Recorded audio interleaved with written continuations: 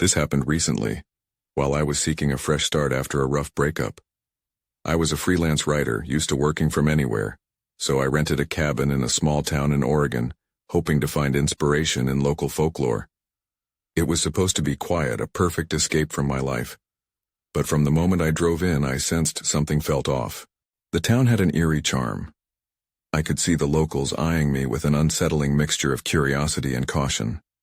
As I settled into my cabin, rustic and cozy, with creaking floorboards, I tried to push the vibe aside.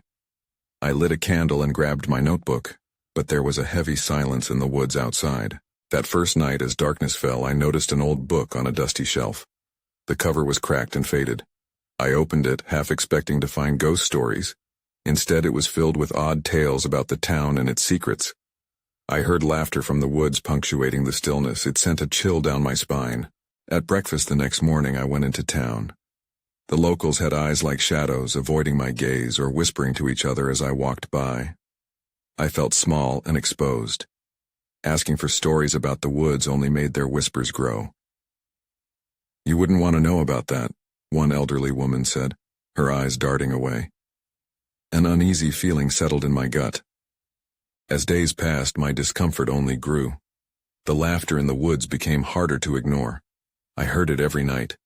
It started as quiet chuckles but grew louder, echoing through the trees like a melody.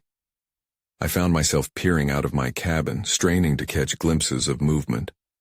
But each time nothing was there except the darkness. The townsfolk continued to look at me with that same knowing expression. I tried to connect with them, but it was always the same. Evasive answers and hushed voices. Then, I constantly felt like I was being watched. My heart raced whenever I stepped outside. Shadows danced in the corners of my vision. One afternoon, I decided to explore the woods. I felt drawn to them as if something was calling me. As I wandered deeper, the laughter grew louder, wrapping around me like a cold breath. I felt a shiver crawl up my spine. I stumbled upon a clearing filled with old twisted trees. I took a deep breath, then suddenly silence. The laughter stopped. I turned to leave, but a figure appeared behind me, a man with wild eyes and a grin that sent ice into my veins. "They're waiting for you," he said softly, his voice smooth like syrup, but filled with something dark. I froze, unsure of what to do. I turned back to the path, but I felt a pull, like the woods wanted me to stay. I could still hear the laughter faintly returning, echoing my name. My heart was pounding so fast I could hardly breathe. Then the man spoke again. "You'll join them soon." That's when I ran. I didn't stop until I burst through my cabin door. But the shadows outside didn't fade. They lingered, waiting for me. The laughter grew louder, wrapping around my mind.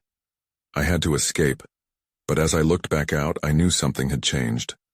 I wasn't alone, but I didn't know who or what was out there, watching and waiting.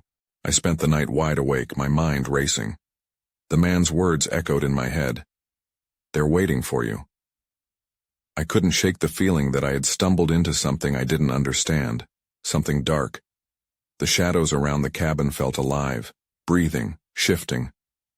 By morning, exhaustion set in. I made coffee, trying to force myself to think clearly. I needed information. I grabbed the old book, hoping to find answers among the dusty pages. The idea of facing the locals again filled me with dread. But if I wanted to leave this place behind, I needed to know what was going on. As I walked towards the town square, anxiety twisted in my stomach. The streets were mostly empty, deserted shops leaning into the afternoon light. I stepped into a small diner, looking for the woman who had warned me before. I spotted her, sitting in the corner, stirring a cup of coffee, her gaze distant. "Excuse me," I said, approaching her table. She looked up, and I saw recognition flicker in her eyes, quickly replaced by caution. "I need to know about the woods," I said, my voice steady despite the tremor in my hands. "What's happening out there?" She sighed, glancing around as if afraid someone might overhear. "You really don't want to know?" she whispered, her voice low. "They don't take kindly to outsiders, especially when they start asking questions. I can't leave without knowing." "There was a man in the woods last night. He said, they're waiting for me." I barely managed to keep my voice from shaking. Her face paled. "You saw him? The one with the wild eyes?" I nodded, dread pooling in my stomach. She leaned in, her voice barely above a whisper. "You have to go. Tonight. Don't wait another moment. They'll come for you when the sun sets. It's how it works here." "Who are they?" "People from the town have their secrets. They share them with each other, but they don't share them with outsiders. Not anymore. You need to leave." I swallowed hard, knowing I had to trust her words even if they left me feeling hollow. "But I can't just leave. I have no car and I don't even know how to get out of these woods." She shook her head. "Take the road behind the diner. Follow it until you hit the highway. Just don't look back." I was about to thank her when I felt it, a chill creeping into the diner. The laughter from the woods echoed faintly, wrapping around us like smoke. The woman's eyes widened, and her voice trembled. "They're here." The door swung open, and the old man with wild eyes stood in the entrance. His grin stretched impossibly wide. "You won't be leaving yet," he said, and the other patrons, who I thought were mere onlookers, turned to me, eyes glinting with something sinister. Panic surged through me. I had to find a way out. My heart raced as I backed away, pushing past the woman, but the laughter grew louder, a cacophony of voices singing my name, tugging at my will to flee. Then I spotted a door at the end of the diner. It was my only chance. I dashed for it, ignoring the way the shadows reached for me like grasping hands. As I burst through the door, a surge of darkness enveloped me. Everything went silent. I realized I was standing in the clearing once more, the twisted trees looming like giants. The man was gone, but I could still hear the whispers in the back of my mind. They were waiting. My breath caught in my throat. I needed answers, and I knew I was about to find out just how deep this mystery ran. But the woods had already begun to close in.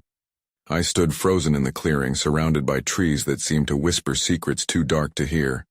My pulse raced as I fought against the urge to flee deeper into the woods. I needed to think, to regain control. That's when I noticed something out of place. A narrow path, winding through the underbrush, barely visible in the dim light. It seemed different from the trail I had taken before, almost inviting. Could it lead me to answers? Or was it just another trap? My instinct screamed at me to turn back, but something urged me forward. As I stepped onto the path, the air grew heavy with a damp chill. I moved cautiously, every crack of a twig sounding like thunder in the silence. I thought about the woman in the diner. Her warning echoed in my ears. "They're here." I had a sinking feeling I was being watched. The trees twisted overhead, their branches like fingers reaching for the sky, casting eerie shadows on the dirt beneath my feet. A flash of movement caught my eye. I stopped, squinting through the dim light. Was there something on the edge of the woods? I took a step closer, trying to peer through the tangled branches. The laughter from earlier faintly teased at my ears, distant yet familiar. And then I saw it, a flicker of a white shirt, quickly snatched away by the darkness. I felt a rush of adrenaline. Someone else was here, hiding. "Hello?" I called out, my voice quaking. No response. My heart drummed in my chest, each beat louder than the last. I wanted answers, but what if I was just drawing attention to myself? Fighting the instinct to turn back, I pushed forward. The path twisted and turned, and as I walked, the trees seemed to shift, closing in around me. Suddenly, I stumbled into a small clearing that opened up like a secret room. In the middle, there lay an old stone altar. It was small but clearly ancient, vines crawling across its surface. A chill ran down my spine. I had read about altars in local folklore. They were places of sacrifice, where the townsfolk made offerings to the woods. I knelt down, brushing my fingers over the cool stone. That's when I noticed something engraved on the side, a symbol I recognized from the book I had taken. It depicted a circle with strange markings inside, a sigil linked to ancient rituals. My pulse quickened. This was bigger than I expected. I pulled back, startled by the sound of rustling leaves.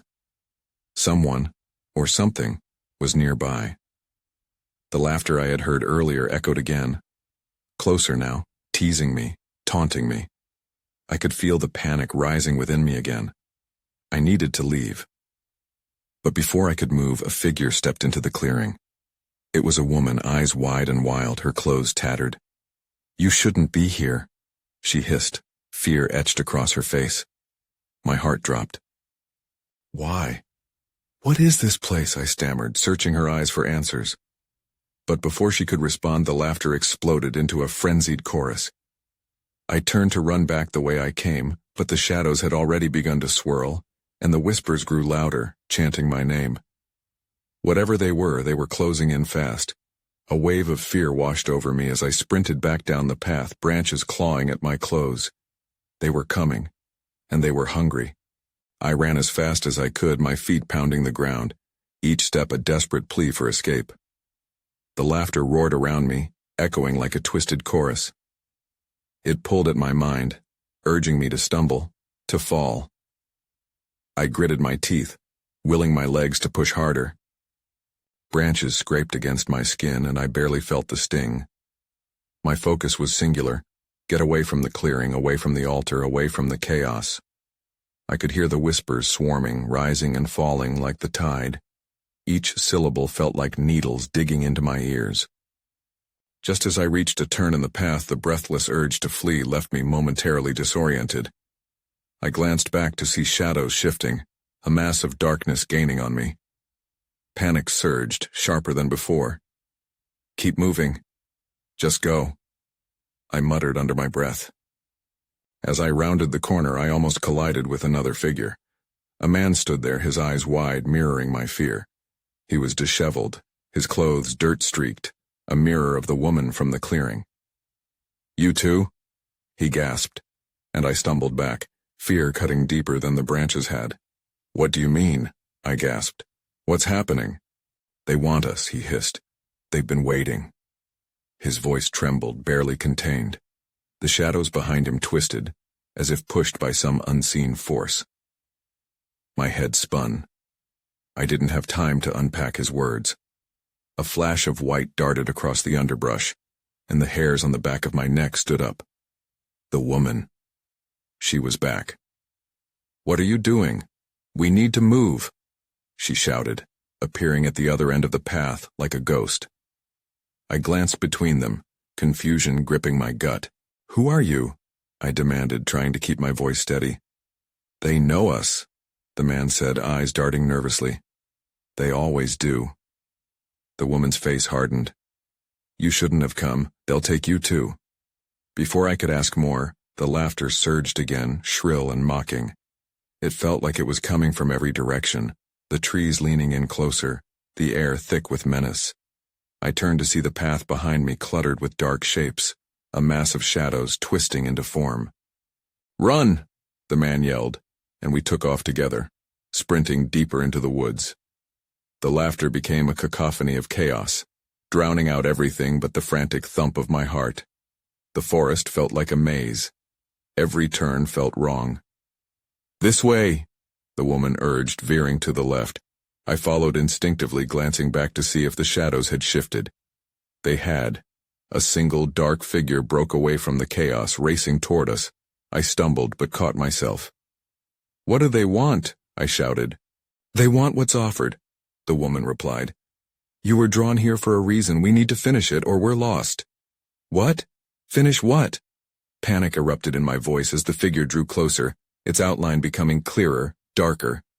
That's when I saw it. An old sign, half buried in the underbrush, weathered letters barely visible, "Path of Offerings." The realization hit me like a blow. The altar, the laughter, and now this all made sense. I was part of something bigger, something that had been buried in town lore. But before I could fully grasp it, the shadows lunged and everything went black. I woke up gasping, my heart slamming against my chest. It took me a moment to recognize where I was. I lay on the forest floor, surrounded by shadows that seemed to cling to the air itself. The laughter was gone, but a deafening silence replaced it, almost suffocating. "Hey!" a voice called. It was the man, emerging from the dark with the woman close behind. Relief flooded me. "Are you okay?" he asked, kneeling down beside me. "I think so," I replied, still trembling. The last moments before my blackout swirled in my mind. Dark figures, the rush of panic, the eerie laughter. "Stay close," the woman said, scanning the area. "They won't be far behind." "Where are we?" I asked. The path had vanished, swallowed by dense underbrush. The only light came from a sliver of moon overhead, casting jagged shadows. "The sacrifice path," the man muttered. "It's easier to get lost here than anywhere else." Sacrifice. The word sent a chill through me. "What do you mean by that?" "They're searching for something," the man said, clenching his fists. "And you're part of it." "Stop," I said, panic creeping into my voice again. "What's happening? Why me?" "You don't remember." The woman's tone softened as if she finally saw me as more than a stranger. "You were chosen. The altar. It called to you. We need to finish the offering. It's the only way to ward them off." "Finish what?" My mind raced. How was I supposed to know anything about offerings or rituals? "The bargain," she insisted. "It's the only way to break the cycle. You came here with purpose. Whether you believe it or not, you hold the key." Before I could respond, a rustle in the darkness jerked my attention. Formless shapes emerged around us, shifting quickly among the trees.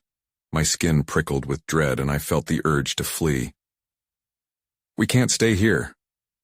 With each passing second, the figures closed in. Their whispers returned, now steadily growing louder. It twisted around me, making me dizzy. "Get up," the man shouted, pulling me to my feet. "We have to go." We ran together side by side, with the woman crouched low behind us. Every snap of a twig echoed as if it were a gunshot. I had no idea where I was going, but instinct called me to push ahead. The laughter was a sinister reminder that whatever was pursuing us wanted something from me. Ahead, there was a flash of light. "This way," the woman shouted, pointing toward a narrow opening between the trees. We barreled through it, gasping for air. Then everything shifted again. The opening led to a clearing, a stark contrast to the choking darkness of the woods.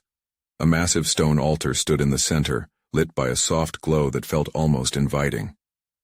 But it was wrong. Something primal and threatening lurked in that light. "That's it," the woman breathed, pulling me toward it. "This is where it has to happen." I hesitated. "No, you can't be serious." But the shadows behind us screamed as they flooded into the clearing. The choice was clear: confront the darkness or be consumed by it. That's when I saw something glinting on the altar. It was small, but familiar. A pendant. Mine. The one I thought I lost ages ago. It was calling to me, and with it came a memory I couldn't ignore. But as I reached for it, a sudden howl erupted from the shadows. They surged forward, and I had to decide before it was too late. I lunged for the pendant, my fingers grazing its smooth surface just as darkness crashed over us. Shapes surged forward like waves, their whispers turning into a cacophony of distorted voices. I snatched the pendant from the altar, clutching it tightly as I turned to face whatever was coming. "Run!" the man shouted, grabbing my arm and jerking me back toward the trees. He had urgency in his voice. The woman slipped into position beside us, her eyes darting around as if assessing the threats. The shadows were closer now, writhing like smoke. I could almost make out faces twisted with laughter and rage. I felt a surge of panic wash over me. "Why is this happening? What do they want?" I gasped, struggling to keep up. "They want your power," the woman hissed, her voice tense. "The pendant is more than a simple heirloom, it's a beacon. We need to reach the circle." "The circle?" I echoed, confused. "What circle?" "A protection circle," she explained, urgency sharpening her tone. "It's our last hope against them. If we can activate it, we can push them back." I had no idea how to activate anything, let alone a circle of protection. "I don't understand." "It doesn't matter," the man barked, pulling me forward. "Just keep moving." We plunged back into the trees, the sound of their whispers trailing us like a dark shroud. I could feel the pendant's warmth against my palm, steadying me despite my fear. A glint of hope flickered within me. Maybe I did have some part to play in all of this. We stumbled through the underbrush, time stretching as the shadows loomed closer. I kept glancing back. I could see them pursuing us, their forms shifting and blending with the dark. "They're everywhere!" I shouted, panic rising. Suddenly, the trees opened up again, revealing a circular area bordered by stone. The ground was etched with ancient symbols, pulsing softly under the moonlight. "This is it!" the woman cried, stepping forward. "Stand in the center." We took our positions, me, the man, and the woman forming a triangle around the altar that seemed to already hum with energy. "What now?" I asked, my heart racing. "Hold the pendant high," the woman directed urgently. "You need to channel its energy." With trembling hands, I raised the pendant above my head. I focused on the calm I had felt the first time I had held it. Slowly, as I stood there, I felt a warmth spreading through me. The shadows shifted at the edges of the clearing, hesitating as if afraid of something. Then, a voice broke the air, a deep rumbling growl that sent chills down my spine. "You think you can escape? You will pay for your defiance." I sensed a shift in the atmosphere, the air thick with tension. As I concentrated on the pendant, strange symbols etched on the ground began to glow brighter, illuminating the darkness around us. The shadows recoiled momentarily, but the formidable presence behind them surged forward once more. I felt the surge of energy from the pendant, almost overwhelming in its power. "Now!" the woman shouted. "Release it!" With a deep breath, I surrendered to the energy, allowing it to flow through me. Light burst from the pendant, a brilliant beam illuminating the clearing. I glanced at the man and woman, fear and resolve battling in their eyes. Then, the darkness surged forward again, louder than ever, but I could feel the power starting to push them back. Something deep within me clicked. I wasn't just a scared girl lost in the woods, I was part of something much larger. But that realization brought its own terror, along with an understanding that this was just the beginning. And just like that, the shadows began to scream. The beam of light shot forward, pushing back the shadows that crawled toward us. I could see the silhouettes flinch, their twisted forms morphing as if caught in a fire. The frantic whispers rose into a shriek, a chorus of anguish filled with rage. I couldn't believe I was causing this, and a chill ran down my spine. "Keep it steady," the man yelled, his voice slicing through the noise. I could see him straining, his muscles taut as he faced the encroaching darkness. "Channel your will," the woman shouted, her gaze locked on me. "They're trying to break through." I gritted my teeth, trying to concentrate, but doubt clawed at me. What if I couldn't hold it? What if the light faded and we were overwhelmed? The shadows surged, snapping at the edges of the protected space. I could feel their malevolent energy pressing against the glowing symbols, testing the boundary of our safety. Then, just when I thought I might falter, the pendant pulsed in my hand and a sense of determination washed over me. I thought about why I had fought to find it, how it felt like my last connection to my family and my past. It was more than an object. It was a piece of me. "Remember why you're here?" I shouted back, surprising even myself with the strength of my voice. The shadows hesitated again, and I felt the pendant grow warmer as if it responded to my renewed spirit.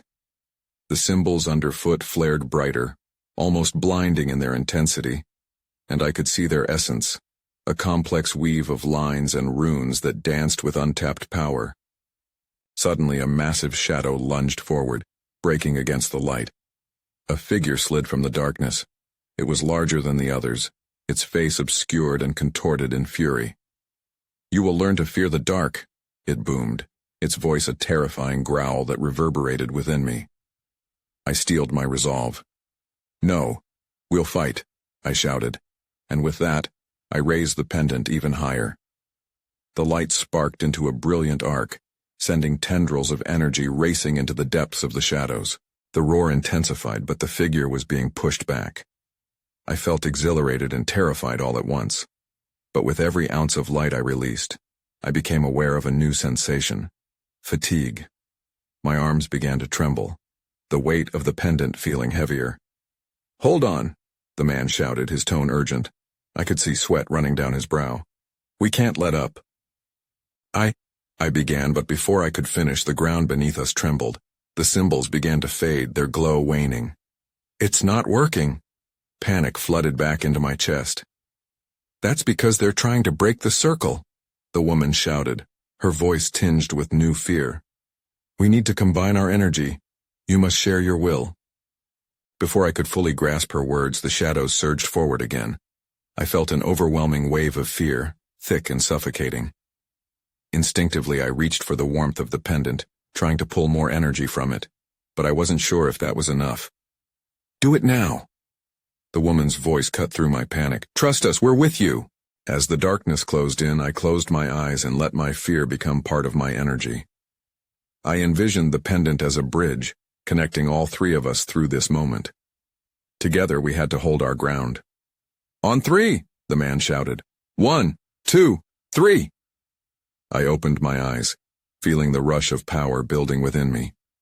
The pendant flared, and the floor erupted in light, a brilliant wave that crashed into the shadows. They recoiled, their screaming echoing into silence, but then a sudden crack echoed throughout the clearing, and I saw a new figure emerge from behind the darkness, something or someone I hadn't noticed before. My stomach dropped as dread filled me. What now?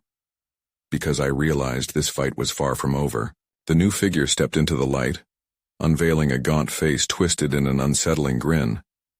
It had an unnatural way of moving, as if gliding rather than walking.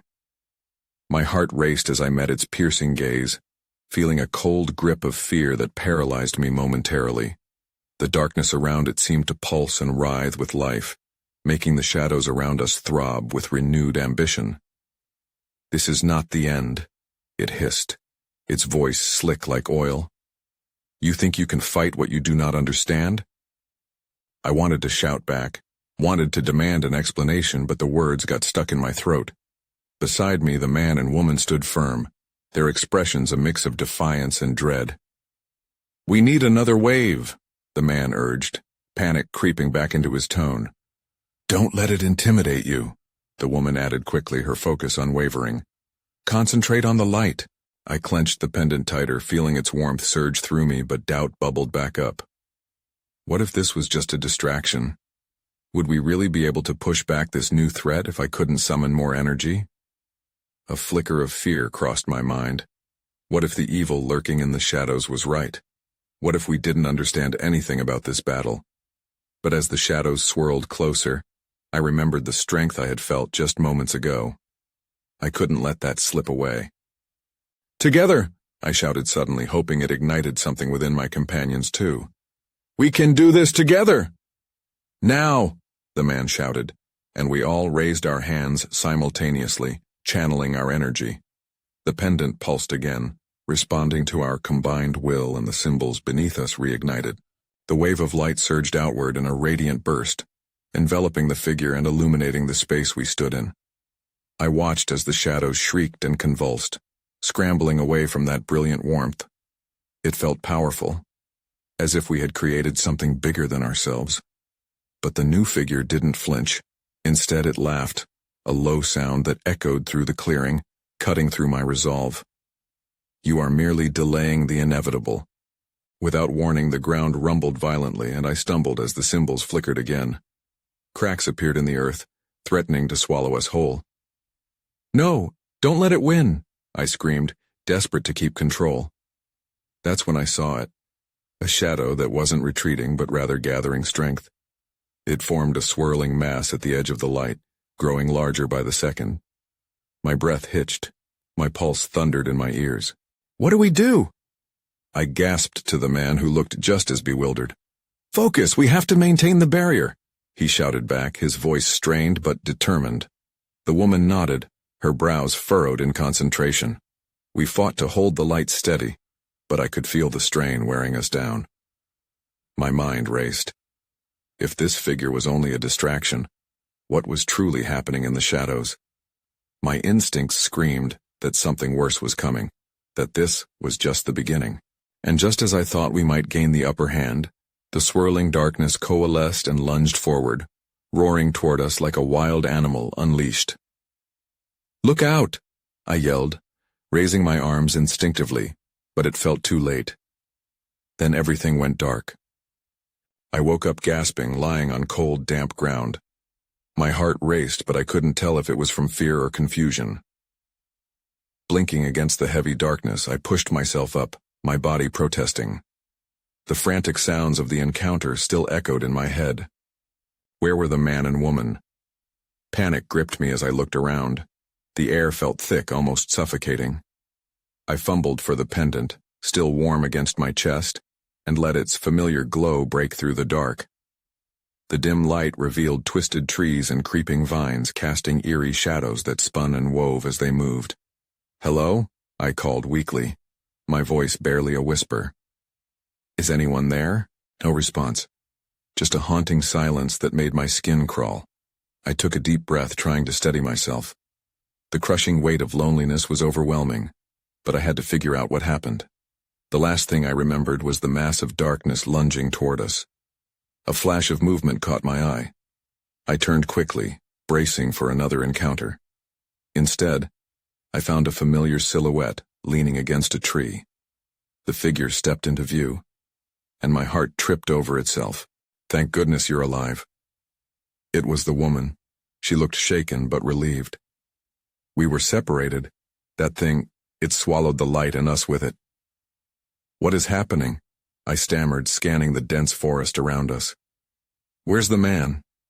She grimaced, shaking her head. "I don't know. We need to find him and regroup. The darkness here feels different, like it's alive in a way I can't explain." I felt a chill as I absorbed her words, remembering the figure's mocking laughter. My stomach twisted with uncertainty. We have to keep moving then. We can't let it find us. We began to walk, the pendant illuminating our path. Every rustle and snap of twigs seemed magnified, heightening my anxiety. The shadows around us felt oppressive, creeping closer as if hungry to consume our light. "Do you think it can track us?" I asked, my voice tinged with fear. "Maybe," she replied. "We need to keep our energy up, but with the light this dim, I'm not sure how long we can maintain it." As we pressed deeper into the shadowy groves, a chill gust blew, pushing against us. It felt almost deliberate, like a warning. Then I noticed something strange, a faint glow pulsating in the distance. "Over there," I pointed. "It's like another source of light." Her expression shifted from concern to curiosity. "We should check it out. It might give us the edge we need." With a hesitant nod, we approached the strange glow, heartbeats echoing in the silence around us. But as we drew nearer, the air grew colder and thicker. A sense of foreboding washed over me. That's when I realized the glow wasn't just a light. It was a pulsing heart of darkness, its rhythm syncing with the shadows that writhed around us. "Wait," I muttered, pulling back. "This doesn't feel right." Before I could say more, the shadows leaped forward again, merging into the form of the gaunt figure from before. "You thought you could escape?" it hissed. The darkness had found us once more. My heart dropped as I instinctively stepped back, dragging the woman with me. There's a weight to those eyes, a hunger buried deep within their depths. "Stay close," I whispered, barely finding the courage to keep my voice steady. The shadows shifted restlessly around the figure, always roiling and intertwining like a serpent's nest. "We have to push forward," the woman insisted, her determination flickering with the pendant's glow. "We can't let it corner us." If there was one thing I had learned, it was that the darkness wasn't just chasing us, it wanted something tangible. It wanted to consume us. I could feel it pressing on my mind, my heart racing as each beat echoed the reminder that we were vulnerable. We had to find that light again. The figure advanced, flickering like a mirage. "You cannot fight what you cannot understand," it hissed, and with each word the shadows seemed to stretch closer, trying to clutch at my legs, beckoning. "You are part of this place now. You have always been." "No," I snapped back, my voice rising as fear battled with fury. "We're not part of you, and I will never be." I felt a surge from the pendant, sending a blast of light forward. The shadows recoiled for a moment, giving us precious breathing space. But I knew it wouldn't last long. "Let's move," I urged, gripping the woman's shoulder. Together we turned and raced into the thicket, leaving the sickly figure behind for now. The woods were a maze, branches clawing at us like sinister hands trying to pull us back. The air thickened as our footfalls pounded against the soft earth. The heartbeat of that darkness pulsed around us, the laughter echoing faintly. But I focused on the pendant, the warmth washing over my fingers. "It's leading us somehow," I gasped between breaths, glancing sideways at her. "To where?" "I think," she started, but the ground abruptly gave way, revealing a sudden drop-off. We skated to a halt, panting as we caught our breath over the sheer cliff that plummeted into darkness. "Which way now?" I asked, desperation creeping into my voice. The ominous laughter returned, weaving between the trees and wrapping itself around us like a living creature. "We need to find the circle again," the woman gritted out, her eyes flicking nervously. "That's our only chance." "Then how?" But she didn't have time to respond. The shadows began to seep closer, a billowing mass that twisted and turned, driven by a familiar force. I glanced around, desperately searching for any semblance of light, any hope we could cling to. My heart raced. "Over there!" I pointed to a distant glimmer peeking through the branches. "That light! It could be our way." "Let's move!" she shouted, urgency radiating from her as we broke into a run, leaving the cliff behind. The mixture of light and dark began to pulse like a heartbeat, and I could feel the pull. It was undeniable. But just as we neared the glow, the ground shook violently, sending tremors through my bones. The shadows lurked just beyond, warping around us, entwining themselves through the trees and tethering us to their chaos. "Don't stop!" the woman shouted as we ran through the whispers of the darkness. I could hear them counting down, taunting me, though I couldn't understand the language. Each thud of my heart echoed in time with the shadows, each pulse deepening their chant. In a desperate leap, we surged forward, bursting through the underbrush and skidding to a stop at the edge of the clearing. The light pulsed more fiercely now, unraveling from the heart of a towering stone structure, an altar just like the one before. Symbols resonated beneath our feet, amplifying the power of the pendant as the energy soared back to life. "Activate the circle," the woman yelled. For a moment I hesitated, uncertainty creeping back in. But I couldn't back down now. With wild determination, I clutched the pendant together with my trembling fingers and raised it high. With each ounce of will, I called upon the pendant's power, focusing on the warm light. The air shimmered around us, and I felt a surge of energy radiate throughout the clearing. The symbols ignited beneath us, vibrant colors pulsing like they were alive, and an ethereal hum filled the air. The shadows recoiled, and in that moment I felt powerful, more powerful than the fears that had haunted me. "Now!" I shouted, feeling others join their energies, ghosts of those who had once offered themselves to this darkness. The shadows whirled closer, an ominous howling roiling around us. They surged, and I was enveloped in darkness, but the central light began to trap them, drawing them inward, forcing them back. "This can't hold forever," the woman cried, urgency filling her voice as the shadows began to claw at the edges of the circle. "You have to push back." "I can't give up," I called out, focusing on the warmth of the pendant and imagining the seal descending around us. The echoes of laughter morphed into screams, shattering the air with their desperate fury. As the light collided with the darkness, I felt the connection, every force fighting to reclaim me. Absorb the shadows into the light, the words ignited in my mind. With a final push, I sank deeper into the energy, willing the fear and doubt to meld. "Do not resist," I called, echoing my resolve into the shadows. A powerful pulse surged forward, and the darkness writhed, then exploded outward from the clearing, the force erupting like a burst of wildfire. But just as quickly, an eerie echo swept through the veil, pulsing both dread and triumph. The light grew, but the figure emerged from the shadows, clawing and reaching. "You will never escape." In one horrifying heartbeat, the darkness pushed back against the light, testing whether my will could break against the barrier I had formed. Then it cracked. The symbols flickered and everything shifted in a haze. I was thrown into the air, weightless for a moment. Then the darkness closed in, swallowing me whole once more.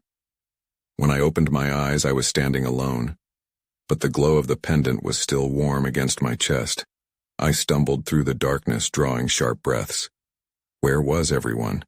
Was I still in the twisting woods? Sounds drifted faintly, voices that seemed to echo from beyond the trees. I took a tentative step, assessing my surroundings. That's when I heard it, the laughter, echoing in the distance, mingling with whispers. In that moment, a vivid realization dawned.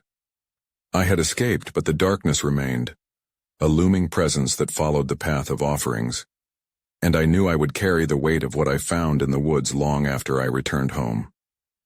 As I turned to leave, I couldn't shake the feeling that this was just the beginning of something deeper.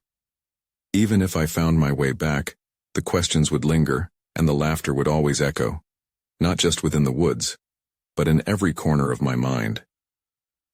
As I stepped into the fading light, I knew I would never truly be free.